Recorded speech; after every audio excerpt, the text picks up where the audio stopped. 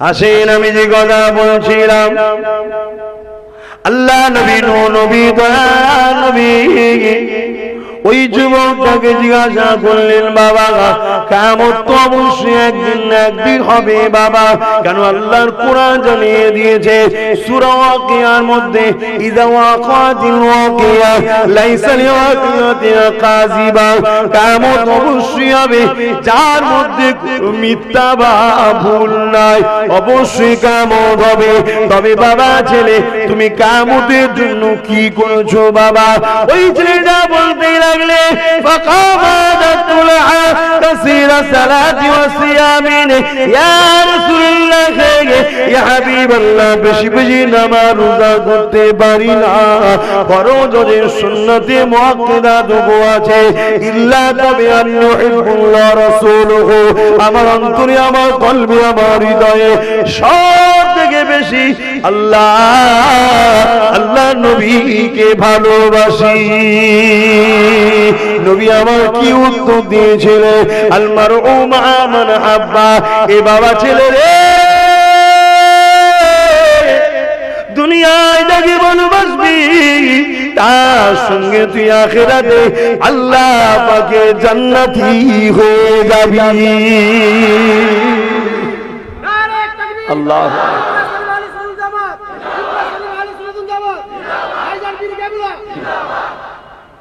আল্লাহ নবী তাই তো জানিয়ে দিলেন, আমার সাহাবারা আমার উম্মতিদেরকে জানিয়ে দেবে, সোহবত একটা বড় জিনিস। ভালো সোহবতে থাকলে অবশ্যই তারা একদিন ভালো হয়ে যাবে, খারাপ সোহবতে থাকলে অবশ্যই একদিন খারাপ হয়ে যাবে। আজ আমাদের কওমের যুবকগণ, আমাদের মা বোন বাপ বেটিগণ এত খারাপ হয়ে যাওয়ার কারণটা কি? আমাদের সোহবতগুলো খারাপের সাথে হয়ে যায়। বছরে একবার মাহফিল দেন, শুধু তখনই তো এসে আমাদের কাছে বসে, বাকি সময় দুনিয়ার জমিনে ইবলিসের অনুসারীদের সঙ্গে উঠা বসা করি। এই জন্যই তো আমরা বরবাদ হয়ে যায়। অথচ আল্লাহ পাক কুরআন পাকের মধ্যে জানিয়ে দিলে, ইয়া আইয়ুহাল্লাযীনা আমানুত্তাকুল্লাহা, এ বিশ্বাসী ঈমানদারেরা, এ আমার বান্দা বান্দীরা যারা ঈমান এনেছিস, আমানতু বিল্লাহি ওয়া মালাইকাতিহি ওয়া কুতুবিহি ওয়া রাসূলিহি ওয়াল ইয়াউমিল আখির ওয়াল কদরি খায়রিহি ওয়া শাররিহি মিনাল্লাহি তাআলা ওয়াল বা'স বাদাল মাউত। এ আমার বান্দা বান্দীরে, তোরা যারা ঈমান এনেছিস, আমি আল্লাহ আমার উপরে, আমার রাসূলদের উপরে, আমার কিতাবগুলোর উপরে, আমার আখিরাতের উপরে, আমার উঠানো হবে মৃত্যুর পরে, ভালো মন্দ তাকদীর আল্লাহর পক্ষ থেকে তোরা শুনে রেখে দে। আমি আল্লাহ আমাকে ভয় কর, কেননা আমার নিজামকে, আমার কানুন আইনকে পৃথিবীর কেউ কখনো পাল্টাতে পারবে না। আমি আল্লাহ তোদেরকে সুযোগ দিয়েছি, আমি আল্লাহ তোদেরকে ছাড়ও দিয়েছি, কিন্তু ছেড়ে দেবো এটা তোরা ভাববি না। হ্যাঁ, তাদেরকে ছেড়ে দেবো যারা ভুল করার পরও আমি আল্লাহ আমার কাছে এসে মাথাটা নত করে দিয়ে অনুতপ্ত হওয়ার পরে বলে, আল্লাহ ভুল করে ফেলেছি, আল্লাহ অন্যায় করে ফেলেছে, আল্লাহ খাতা করে ফেলেছে, শয়তানের ধোঁকায় পড়ে রক্তের গরমেতে আপনার বান্দা ভুল করেছে, আপনার বান্দি ভুল করেছে, নাফরমানি করে ফেলেছে। এ আমার দয়ালু আল্লাহ, আপনি আমাকে ক্ষমা করে দিন। আল্লাহ নবী জানিয়ে দিলেন, আমার আল্লাহ পাকের দয়া ও গজবের প্রতিযোগিতায় সাবাকাত রাহমাতি আলা গাযাবি, আল্লাহর রহমত প্রতিবারে ফাঁস হয়ে যায়। যারা ফিরে এসে নত হয়ে মাথা নত করে দিয়ে রব্বি রব্বি আওয়াজ করে আল্লাহ পাকের কাছে ক্ষমা চেয়ে, আমার আল্লাহ কিন্তু তাদের মাফ করে দেয়। আল্লাহ ইয়া রাসূলুল্লাহ, আল্লাহু আকবার।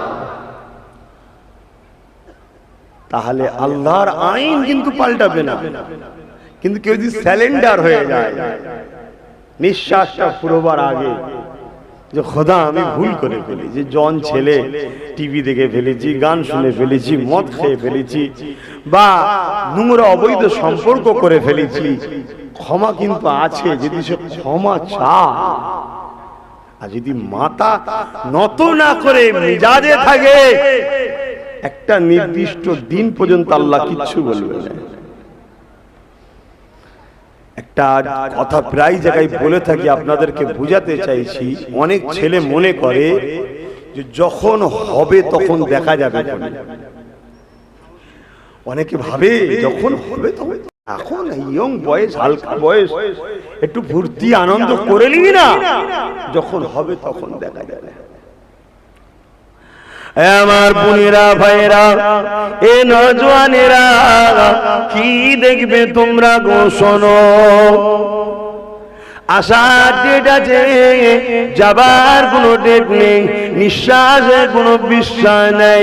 কলিজা জানটা যখন শরীর থেকে আজরাইল বার করে নিয়ে চলে যাবে, এই দেহটা রয়ে যাবে, জানা নাই তোমার জানাজা হবে কি তারও ঠিক নাই। কেননা তোমার লাশটা খুঁজে পাওয়া যাবে কিনা এরও কোনো গ্যারান্টি নাই। কোথায় বোম ব্লাস্টে ছিন্ন বিচ্ছিন্ন হয়ে যেতে পারে, কোথায় প্লেন ক্র্যাশ হয়ে গিয়ে কোথায় তুমি ছিটকে পড়বে, কোন বাগে পেরে চলে যাবে কোনো ঠিক নাই, কোন সাগরের তুফানে চলে গিয়ে মাছের পেটে চলে যাবে কোনো ঠিক নাই। ইজ্জতে মরণ হওয়াটা অনেক নসিবের ব্যাপার। এরপরও যদি তোমার জানাজা হয়ে যায়, সবাই তো মিনহা খালাকনাকুম ওয়া বিহা নুঈদুকুম ওয়া মিনহা নুখরিজুকুম তারাতান উখরা বলে মাটি দিয়ে চলে আসবে। এ আমার যুবক যুবতীরা, এ আমার ভাই বোনেরা, তোমাদের জন্য হজ করতে এসেছি। আমার আব্বারা এসেছিল, তোমার আব্বাদের জন্য অনেক হজ করেছে। এখনো যদি কেউ নামাজ কাজা করে, এর চেয়ে বড় দুঃখ কি থাকতে পারে? এখন তোমার আমার সময় এসেছে, কেননা নবী আমার জানিয়ে দিলে ইয়ং বয়সে যখন কেউ মাথা নত করে, আমার আল্লাহ ওই বান্দা বান্দি সম্বন্ধে জানিয়ে দেয়, এরা হলো আমার খাস বান্দা বান্দি।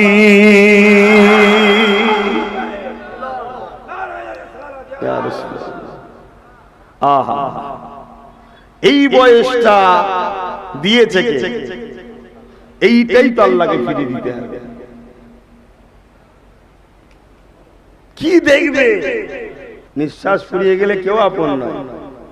4 দিন বাপ কাঁদবে, মা কাঁদবে, বউ কাঁদবে, ছেলে কাঁদবে, সব ভুলে যাবে।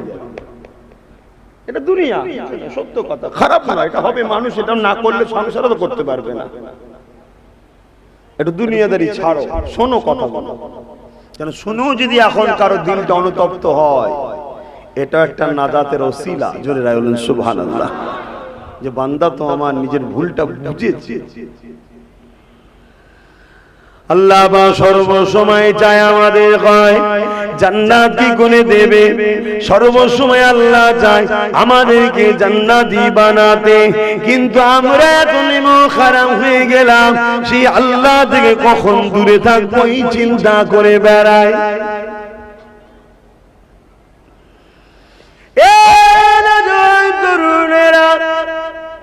যখন কোন বান্দা বান্দি নামাজ মসজিদে আযান দেয় আর নামাজ কাজা করে ইদি গুদি আড্ডা দিয়ে বেড়ায়, বা যখন কোন জায়গায় কোরআনের মাহফিল হয়, বান্দা বান্দি মাহফিলকে শুনে না, গান শুনে, যখন দুনিয়া জমিনে বান্দা বান্দি এক কথাতে আল্লাহ পাকে নাফরমানি করে বেড়ায়, ওই সময় আমার আল্লাহ পাক ওই বান্দা বান্দি দিওকে ডাক দিতে লাগে, ওরে আমার বান্দা রে, ওরে আমার বান্দি রে, কোন জিনিসটা জিনিসটা তোরা দেখলি যেটা আমার থেকে তোদেরকে দূরে সরিয়ে দিল, এমন কে রয়েছে? আমি আল্লাহ থেকে তোদের কাছে আপন রে। কার জন্য আমাকে ছেড়ে দিলি? কে তোদেরকে আমার থেকে সরালো? ওরে আমার বান্দা বান্দি রে, তোরা কি একবার তাকালি না? আমি আল্লাহ পাক তোদের চোখে এক একটা চোখে 13,000 থেকে 14,000 কোটি ক্যামেরা দিয়ে দিয়েছি। দুটো চোখে কত হাজার হাজার কোটি ক্যামেরা দিয়েছি। বান্দা তোরা কি বুঝতে পারলে না? আমি আল্লাহ তোদের জন্য কত সুন্দর খাদ্য তোদের মায়ের পেটে দিয়ে দুধে দিয়ে দিলাম, তোদের মায়ের স্তনে দুধ দিয়ে দিলাম। ওই বান্দা বান্দিরে শীতকাল যখন হয়ে যায় অটোমেটিক বাচ্চা তোদের যাতে কষ্ট নয়, গরম বাহির, আর যখন গরমকাল পড়ে যায় তোদের যাতে অসুবিধে নয়, ঠান্ডা বাহির হয়। ওরে আমার বান্দা বান্দিরে, আমার থেকে সুন্দর প্রভু, আমার থেকে এত দরদি প্রভু, আমার থেকে আপন কে তোদের হয়ে গেল? কে তোদেরকে বললো নামাজ পড়িস না আমি খুশি হব? কে তোদেরকে বললো রোজা রাখিস না আমি খুশি হব? কে তোদেরকে বললো নামাজ পড়িস না হজ করিস না আমি খুশি হব? ওরে আমার বান্দা বান্দি, আমার থেকে আপন আর তোদের দ্বিতীয় কেউ নাই। বান্দারে আমার দিয়ে ফিরিয়ায়, কোরআনের মা ফিরিয়ায়, আল্লাহ আল্লাহ নবীর কথাবার্তা শুনে রে, দিন ইসলামের ওপরে চলে আয় রে, গান বাজনা ছেড়ে দে রে, শরাব পান ছেড়ে দে রে, পরনারীর ওপরে আসক্ত হওয়া ছেড়ে দে রে। ওরে আমার বান্দা বান্দির সুদ খাওয়া ছেড়ে দে, গাঁজা খাওয়া ছেড়ে দে, বেশরিয়াদি কাজ করা ছেড়ে দে। ভুল করে ফেলেছি বান্দা, কত ভুল করেছি, এক পৃথিবী দু পৃথিবী, এখনো সময় আছে, মাথাটা নত করে দে, বল রব্বি রব্বি রব্বি।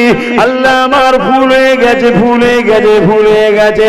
বান্দারে তুই যখন মাথা নত করে দিয়ে বলবি সুবহান রাব্বিল আলা, আমি আল্লাহ পবিত্রতা বর্ণনা করবি, আমি আল্লাহ তোর জীবনের গুনাহ মাফ করে দিয়ে আমি তোকে পবিত্র বানিয়ে দেব। আরো জোরে বলুন সুবহান।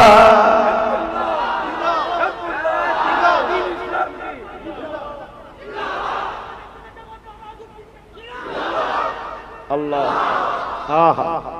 কি করে আমরা থাকি সেই রবকে ছেড়ে দিয়ে, যিনি পারে কত গরম আবার মেঘলা করে দিয়ে পানি দেয়, কে দেয়?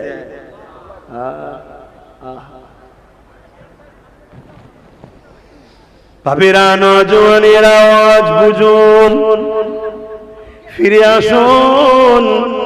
তাই আল্লাহ জানিয়ে দিলেন বান্দা বান্দিরে, আমি আল্লাহ আমাকে ভয় কর, অকুন মা সাদিকিন, এবং সত্যবাদীদের দলভুক্ত হয়ে যা। সত্যবাদী কারা? ইহদিনাস সিরাতাল মুস্তাকিম, মুস্তাকিম যারা, মুস্তাকিম কারা? সিরাতাল্লাযীনা আন'আমতা আলাইহিম, যাদের উপরে আল্লাহ ইনাম দিয়েছে তারা। কাদের উপরে আল্লাহ ইনাম দিয়েছে? মিনান নবিয়্যিন ওয়াস সিদ্দিকিন ওয়াস শুহাদা ওয়াস সালিহিন।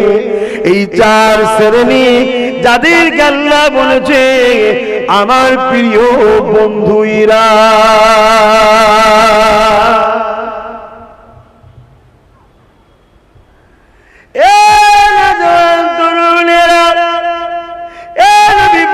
প্রেমিকেরা, আল্লাহ এত ভালোবাসে তোমাকে আমাকে, তোমাকে আমাকে এত মহব্বত করে। আল্লাহ নবী জানিয়ে দিলেন, কোন বান্দা বান্দি নিজের গুনাহ কথা খেয়াল করে নিয়ে মাথাটা নত করে দিয়ে চোখের পানি ফেলার চেষ্টা করে, কিন্তু গুনাহ করে করে অন্তরটা পাষাণ হয়ে গেছে, চোখ দিয়ে পানি বেরোতে চাই না। ওই বান্দা বান্দি যদি কান্নার মতো মুখটা করে একজন বান্দা বান্দি দেখে যেন বলে ওই বান্দাটা তার রবের কাছে কাঁদছে, ওই বান্দিটা তার আল্লাহ পাকের কাছে কাঁদছে। ওরে আমার বান্দা বান্দি রে, আমি আল্লাহ পাক ওদের করে কান্নাওয়ালাদের সঙ্গে সঙ্গে শামিল করে দিয়ে আমি আল্লাহ তোদের জীবনের গুনাহকে মাফ করে দেব। আরো জোরে বলুন সুবহান।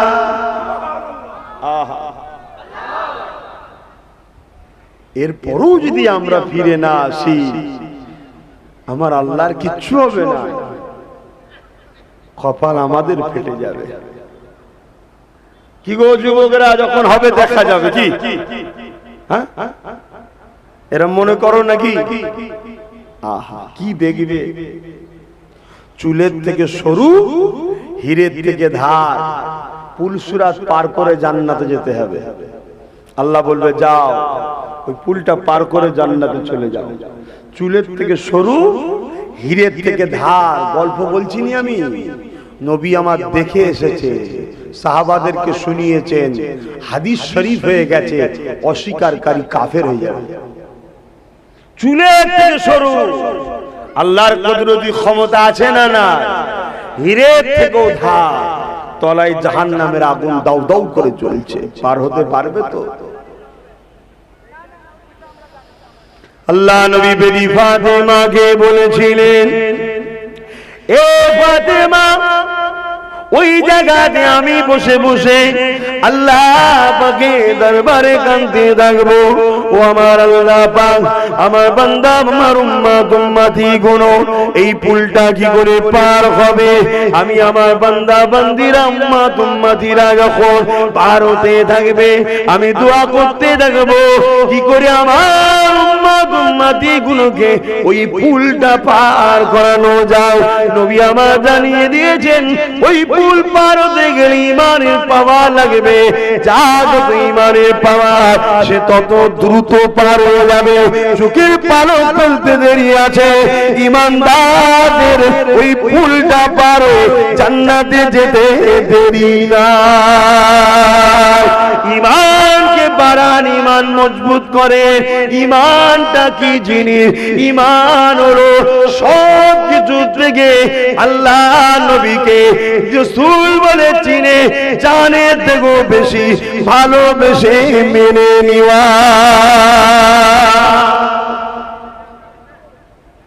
এটা হলো ঈমান। সব কিছু থেকে, বউ, ছেলে বলে, স্ত্রী, স্বামী, বাপ মা, জমি জায়গা, ঘর বাড়ি, নেতা কেতা, সব থেকে, এমনকি নিজের জানের থেকেও আল্লাহ রসুলকে রসুল বলে চিনে ভালোবেসে মেনে নেওয়াটা হলো ঈমান। এই ঈমান যার যত মজবুত সে তত দ্রুত পুলসিরাত পার করে জান্নাতে যাবে। জোরে বলুন সুবহানাল্লাহ। সেদিন কি হবে? তাই তো আল্লাহ বলছে অকুনু মা'আস সাদিকিন, তোমরা সত্যবাদীদের দলভুক্ত হও। আর আকসার আমরা সব মিথ্যাবাদীদের দলে ঘুরে বেড়াচ্ছি। এই জন্য আমাদের অন্তরটা মরে যাচ্ছে। সুদের টাকা, ঘুষের টাকা, জেনার টাকা, চুরির টাকা, লুটের টাকা, যা খুশি পাচ্ছে আমাদের ঘরে নিজে খাইয়ে দিচ্ছে। খানা খানা আর অমনি খাচ্ছি আমরা। ভেতরটা ময়লা হয়ে যাচ্ছে, অন্ধকার হয়ে যাচ্ছে, ভালো মন্দ আর মনে হচ্ছে না। ওলিদের মাজারটা দেখেও ভয় লাগছে না। আল্লাহ ওয়ালাদের বাচ্চাদের সঙ্গে বিয়াদবি করতেও আজকাল ছেলেদের ভয় লাগে না। কেন? ভেতরে ওর ঈমান শেষ হয়ে যাচ্ছে এই হারাম খেয়ে খেয়ে। আপনি বুঝতেই পাচ্ছেন না, আপনাকে গলদ জিনিস খাইয়ে দেওয়া হচ্ছে। আহা, আল্লাহর ওলিদের সঙ্গে থাকুন। এখন কথা হচ্ছে আল্লাহ ওয়ালাদের সঙ্গে থাকলে কি লাভ হবে? আল্লাহ নবী মদিনা নববী শরীফে বসে আছেন। এমন সময় একটা গ্রাম্য সাহাবী আল্লাহ নবী দরবারে চলে আসলেন। যুবক ছেলে আল্লাহ নবীকে সালাম দিয়ে বলতে লাগলেন, ইয়া রাসূলুল্লাহ, হাবিবাল্লাহ, কিয়ামতটা কবে হবে? কি গো যুবকরা, কিয়ামত হবে তো নাকি? কবে হবে?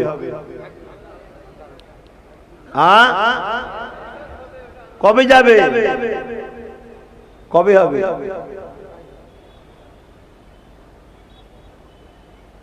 কিয়ামত কবে হবে আমার রাসূল জানেন না? জানেন না? রাসূলকে কে জানিয়েছে? আর আল্লাহ জানেন না? জানেন না? আল্লাহকে কে জানিয়েছে? তাহলে রসুল জানা আল্লাহ জানার মধ্যে পার্থক্য আছে না? না। কিন্তু আমরা রসুল বাদ দিয়ে শুধু বললাম আল্লাহ জানে, এটাই হচ্ছে ভুল। অবশ্যই আমার রসুল জানে, কিন্তু রসুলকে জানিয়েছেন কে? আল্লাহ। আর আল্লাহকে জানাতে হয় না, তিনিই তো নিজে খোদ মালিক, আর রসুলকে মালিক বানিয়েছেন। তাহলে একজন বানানো, একজন খোদ হওয়া, পার্থক্য আছে না? না। অবশ্যই রসুল আল্লাহর মধ্যে পার্থক্য আছে। আল্লাহ আল্লাহ, রসুল রসুল। কিন্তু রসুল আর আমাদের মধ্যে পার্থক্য আছে না? নাই। হ্যাঁ, রসুল রসুল, আমরা গোলাম গোলামি, ঠিক না বেটি? গোলাম তো নাকি নবীর? কারা কারা নবীর গোলাম? হাত তুলে দেখা। মারহাবা মারহাবা, নারে তাকবীর, নারে তাকবীর। মুস্তাফা জানে রহমতের যদি সত্যি গোলাম হও, টেনশনের কোনো কারণ নেই, কোনো কারণ নেই। কেন? মুস্তাফা জানে রহমতের গোলাম দিয়ে করে জাহান্নাম পুড়াবে কি? খোদ নিজেই ঝলসে যাবে। জোরে বলুন সুবহানাল্লাহ।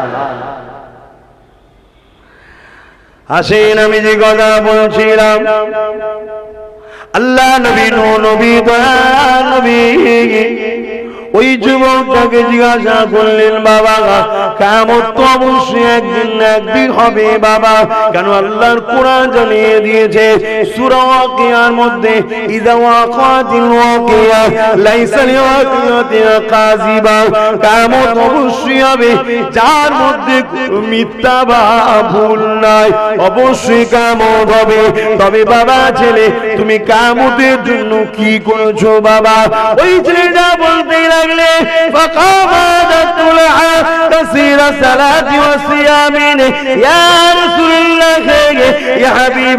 বেশি বেশি নামাজ রোজা করতে পারি না, ফরজের সুন্নতে মুআক্কাদা দুটো আছে, ইল্লা তবে আল্লাহ রাসূলুহু, আমার অন্তরে, আমার কলবে, আমার হৃদয়ে সব থেকে বেশি আল্লাহ আল্লাহ নবীকে ভালোবাসি।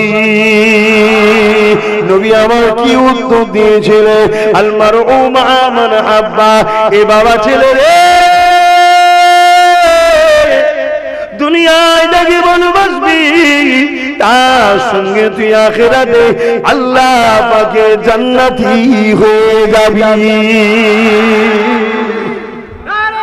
আল্লাহ।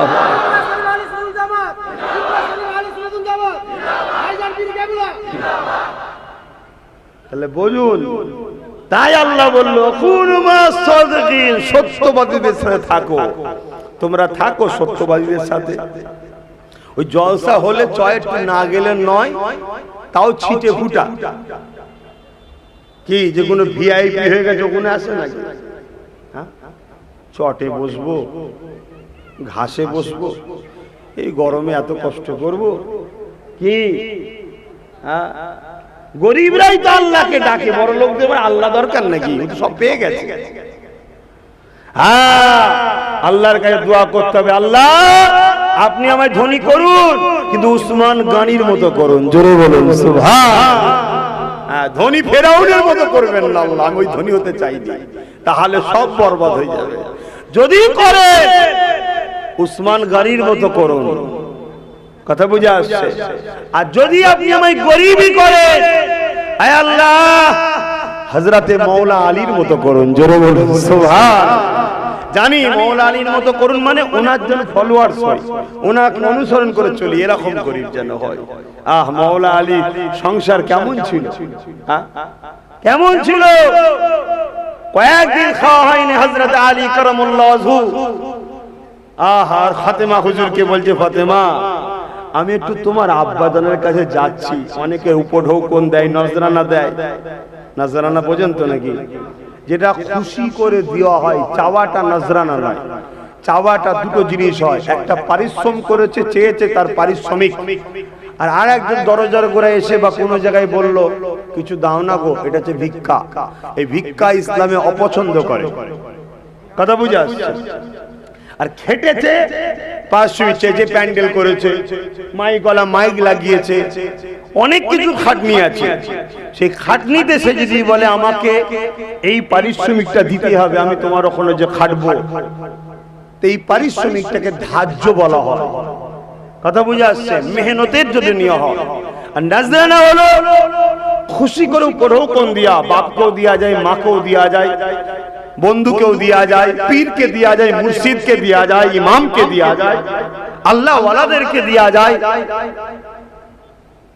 কোন শয়তানকে দিয়ে কোনো লাভ নেই। কিন্তু আমরা অনেকে আবার বড় বড় মাছের মাথা নিয়ে শয়তানদের খাওয়াচ্ছি। এখন বাপকে কোনোদিন দেয় না, শয়তানকে যে দিচ্ছে, খান না, খান। তো যাক, আল্লাহ হিদায়েত করুন, বলুন আল্লাহুম্মা আমিন। তো যাক, আমি যে কথা বলতে যাচ্ছি, ইখতিলাফে যে লাভ নেই, দুনিয়া এখন ফিতনা ভর্তি। আমি যে কথা বলছিলাম, ফিরে আসেন।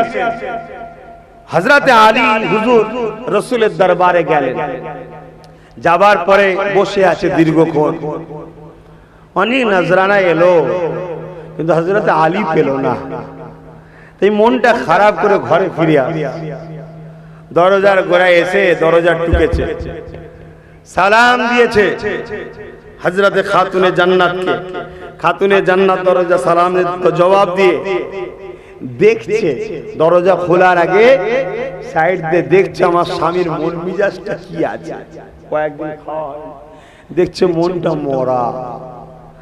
জিজ্ঞেস করছে ভেতর থেকে, আমার প্রাণের স্বামী হযরতে আলী, তোমার মন খারাপ কেন? বলছে, তোমার আব্বার কাছে গেলাম, যদি কিছু পেতাম, ক্ষুধার্ত আছি, নিয়ে আসতাম, পেলাম না, তাই মন খারাপ। হযরতে খাতুনে জান্নাত বলছে, আপনি নিশ্চয়ই জানেন আল্লাহ পাকের রাসূলের হাদিস যে আমার আল্লাহ সবরকারীর সাথেও আছে, শুকরিয়া আদায়কারীর সাথেও আছে। জোরে বলুন সুবহানাল্লাহ। আল্লাহ যখন দেয়নি, রিজিক যখন আমার জন্য রাখেনি, এতে মন খারাপ করার কি আছে? কেন? খেতে পেলে শুকরিয়া আদায় করব, আর না পেলে ধৈর্য ধারণ করব। দুটোতেই তো আল্লাহ রাজি। জোরে বলুন সুবহানাল্লাহ। আপনি তো খাবার আনেননি, আমি ফাতেমা অনেক খুশি যে আমার আল্লাহ আমার স্বামীকে তো এনে দিয়েছে। জোরে বলুন সুবহানাল্লাহ। কথা বুঝে আসছে না? নাই। আপনি যতক্ষণ না হাসবেন, আমি কিন্তু দরজা খুলব না। এই দরজা ঝগড়ার নয়, এটা আবদার, ভালোবাসা। আপনাকে হাসতে হবে। আল্লাহর ফয়সালা, আপনি মন খারাপ করে আছেন। চিন্তা করুন, এই ফাতেমা শিক্ষাটা পেল কার থেকে? জোরে বলুন। আর আমাদের ফাতেমা গুলো কি করে?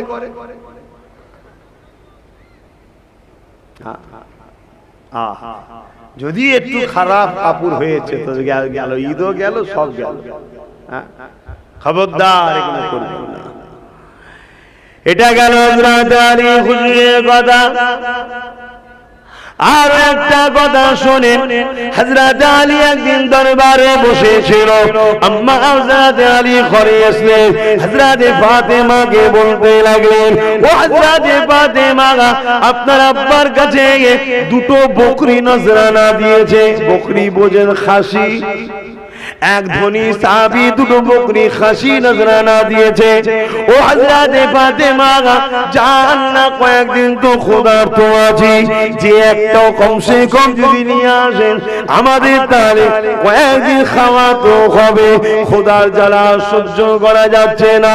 হযরতে ফাতেমা হুজুর স্বামীর কথা শুনে আব্বা জানের কাছে গেল, যে হযরতে নবী মুহাম্মদ আরবি সাল্লাল্লাহু আলাইহি সাল্লামকে গিয়ে এই কথাটা যখন শোনাতে লাগলে, যে আব্বা জান আপনার কাছে নজরানা এসেছে, ওই বকরি আমাদেরকে একটা দিয়ে, ক্ষুধার্ত অবস্থায় রয়েছে।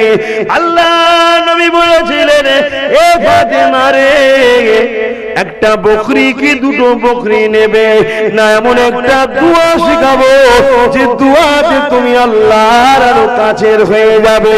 হযরতে খাতুনে জান্নাত কি বলেছিলেন? যার ঘরে দুটো জান্নাতি বাচ্চা শুকিয়ে আছে, হাসান হোসেন, তিনি বলেছিলেন, ইয়া রাসূলুল্লাহ, হাবিবাল্লাহ, আমি ওই ক্ষুধার্ত নিবারণের জন্য খাসি বকরি চাই না, আমি দোয়াটা শিখতে চাই, যে দোয়ার উসিলায় আমি আমার মালিক আল্লাহ পাকের আরো কাছের হয়ে যাব। হযরতে ফাতেমা বলতেন, হাত তুলে দোয়া করতেন, আল্লাহ আমি ফাতেমা ক্ষুধার্ত আছি কয়েকদিন, এতে আমি নারাজ নয়, এতে আমি আপনার উপরে অখুশি নয়, আল্লাহ পাক আমি আপনার উপরে খুশি, আমি শুকরিয়া আদায় করি, আমি ধৈর্য হারা হইনি আমার আল্লাহ। কেননা আমি ফাতেমা, আমাকে যত না ভালোবাসি, আমি ফাতেমাকে তো আপনি তার থেকে বেশি ভালোবাসেন। কেননা এই শরীরটা, এই হাতটা, এই চোখটা ফাতেমা তো বানাইনি, বানিয়েছেন তো আপনি। আমি নিজেকে না তো না ভালোবাসি, আপনার সৃষ্টিকে আপনি তার থেকে বেশি ভালোবাসেন। আপনি যদি ফাতেমাকে কয়েকদিন শুকিয়ে রেখে খুশি হন, আমি ফাতেমা কেন আপনার খুশির জন্য শুকিয়ে থাকতে পারবো না?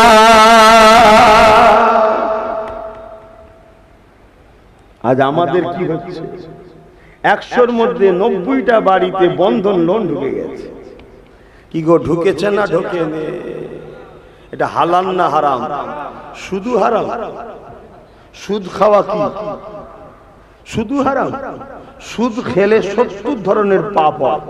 তার মধ্যে প্রথম নম্বর হলো, যে সুদ খায় সে চ্যালেঞ্জ দেয় যে আল্লাহ নবীর সাথে যুদ্ধ করব, তার ঘোষণা দেয়। বলুন নাউজুবিল্লাহ।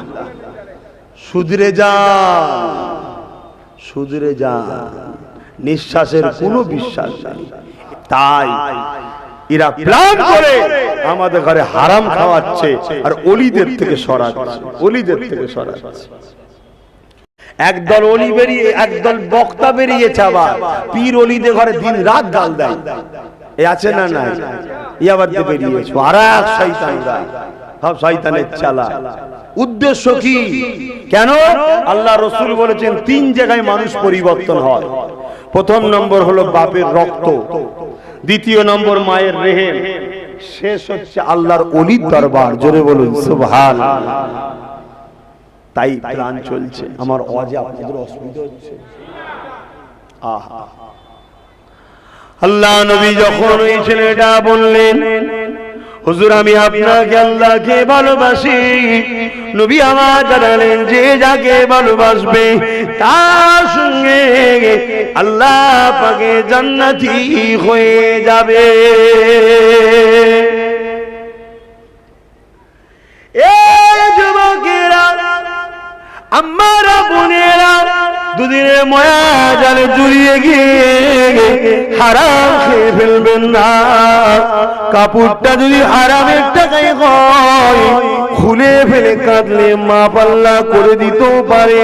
বাড়িটা যদি হারামের টাকায় হয়, ও থেকে নেমে পড়ে কানাকাটি করলে মাফ হয়ে যেতে পারে। রক্তটা যদি হারামের হয়ে যায়, সব বরবাদ হয়ে যাবে।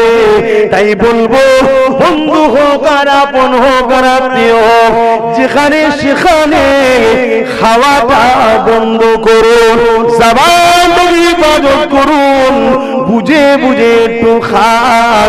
বাজারে বাজারে যা খুশি কিনে কিনে খেয়ে ফেলবেন না। যে কোনো দোকানে দোকানে গিয়ে তেলে ভাজা কিনে খেয়ে ফেলবেন না। ওই তেলে দেখুন মরা কাটা জিনিসের ভাজা হয়, ওতেই তোমাকে আবার অন্য খাবার হালাল দেওয়া হয়, কিন্তু তেলটা তো তোমার বেকার হয়ে যায়। এ যুবকেরা, জানি না আমার কথাই তোমরা বেজার হচ্ছ নাকি, যে হুজুর আমাদের পেটে শুকিয়ে মারবে রে। আর মুখটাকে একটু সামলান। যে যা দিলে খাবেন না। বন্ধুর বাড়ি গেছেন, বিজনেস করতে গেছেন, বিজনেস পার্টনারের সাথে, সবাই কিন্তু জানবেন পৃথিবীতে সবার চক্রান্ত ইসলামকে মুছার। ইসলামকে মুছতে গেলে আগে তোমাদের ঘরে শেষ করতে হবে। তাই নানান দিক দিয়ে কিন্তু আমাদেরকে হারাম খাওয়ানো হচ্ছে। আমি আবার বলছি, জামাটা যদি হারাম কাপড়ের হয়ে যায়, খুলে ফেলে কাঁদলে আল্লাহ মাফ করে দেবে। কিন্তু রক্তটা যদি হারামের হয়ে যায়, কি করে ওকে সিরিঞ্চিতে বার করে ধোবেন নাকি? ওই জন্য বললাম মুখটাকে ঠিক রাখি। আর আল্লাহ রসুল বলছেন, এই মুখ 100-র মধ্যে 70% গুনাহ মুখের জন্য হয়। এই মুখ এমন একটা জিনিস, আর এই মুখটাকে যে সামলাতে পারে আর ইজ্জতটা বুঝতে পারছেন, যে সামলাতে পারে তার জান্নাত যাওয়া 90% সহজ হয়ে যায়। জোরে বলুন সুবহানাল্লাহ। এই দুটো। কিন্তু আজ আমাদের বড় দুঃখের বিষয়, আমরা তো ঠিক থাকা যায় না, কি দেখলেই হয় অমনি মনে একটু খায়, মনে কষ্ট নিচ্ছে, সবর করতে হবে, ধৈর্য ধরতে হবে। কেননা দুনিয়া বেশি দিনের নয়, ফিরে যেতে হবে সবাইকে। আল্লাহ পাক তোমার আমার জন্য জান্নাতে কত সুন্দর নিয়ামত রেখেছে, যে খাবার সব করবে সঙ্গে সঙ্গে আল্লাহ তোমার আমার সামনে হাজির করে দেবে।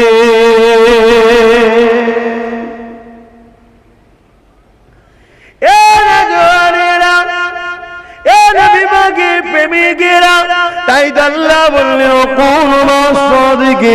সত্যবাদীদের অনুসরণ করো, সত্যবাদীদের সাথে থাকো।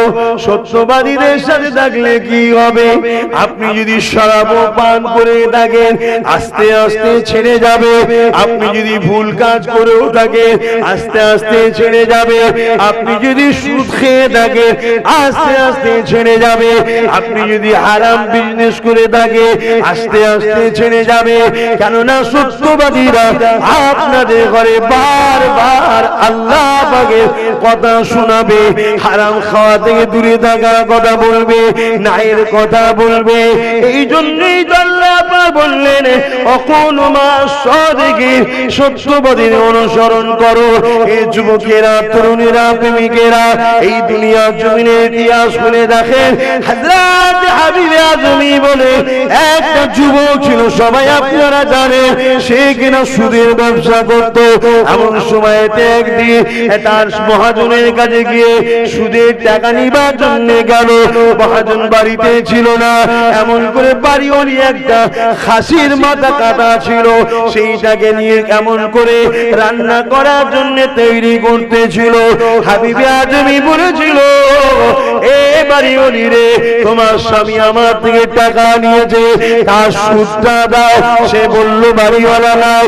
তখন বলল তাহলে খাসির মাথাটাকে ওই সুদ হিসাবে আমি নিয়ে যাচ্ছি।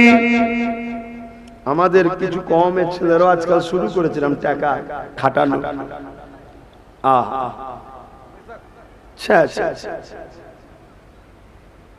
আল্লাহ মাফ করেন, আল্লাহ মাফ করেন। যদি কেউ ভুল করে থাকো শুধরে যাও, তওবা করে ফিরে আসো। তো বাড়িওয়ালি আর কিছু করতে পারলো না, সে খাসির মাথাটাকে হাবিবে আজমি নিয়ে চলে গেল। যে নিজের স্ত্রীকে বলছে এটাকে রান্না করো, সবই আপনারা জানেন, স্মরণ করিয়ে দিয়েছি। বলবো না? থাকবে অসুবিধা হচ্ছে? বলবো। নিয়ে যে নিজের স্ত্রীকে বললো রান্না করো, স্ত্রী রান্না করেছে, হাবিবে আজমি খেতে বসেছে। ওই খাদ্য থেকে পায়খানা টাটকা খুন দেখা যাচ্ছে। যদি বলেন কেউ যদি দূরে বারে কাছে যদি শুনেও থাকে যে কই আমি যখন সুদ খাই তো গন্ধ বেরোই না, তোর কপাল ফাটা।